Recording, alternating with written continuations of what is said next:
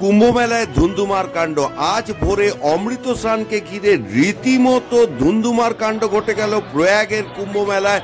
অনেকেই পদপৃষ্ট হলেন, তবে পদপৃষ্টদের সংখ্যার মধ্যে রীতিমতো মহিলারাও রয়েছেন এবং আশঙ্কাজনক অবস্থায় প্রায় 25-30 জন মহিলাকে কুম্ভ মেলা প্রাঙ্গণের সেন্ট্রাল হাসপাতালে ভর্তি করা হয়েছে।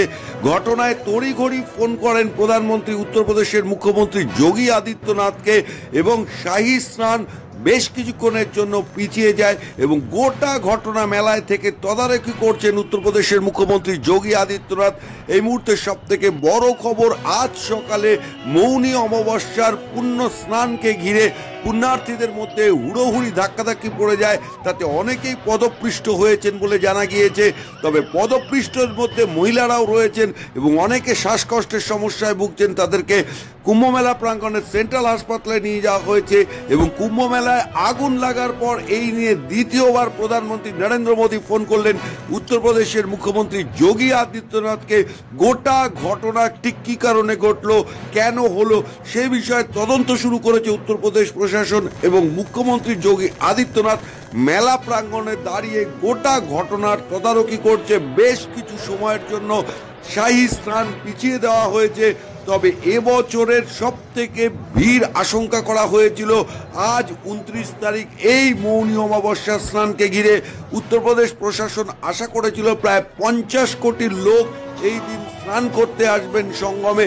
তবে সেই স্নানকে ঘিরে যে ধুন্ধুমার কাণ্ড ঘটে আজ কাক ভোরে, সেই ভোরে স্নানের সময় কিন্তু অনেকেই পদপৃষ্ট হলেন, সেই ছবি আমরা দেখাচ্ছি এবং সেইখানে অনেকেই এখনো পর্যন্ত ভর্তি রয়েছেন। তবে মৃত বা হতাহত কতজন হয়েছেন সে বিষয়ে আনুষ্ঠানিকভাবে কোনো বিবৃতি না আসলেও জানা গিয়েছে এখনো পর্যন্ত 25-30 জনেরও বেশি মানুষ কিন্তু ভর্তি রয়েছেন নিকটবর্তী হাসপাতালগুলিতে।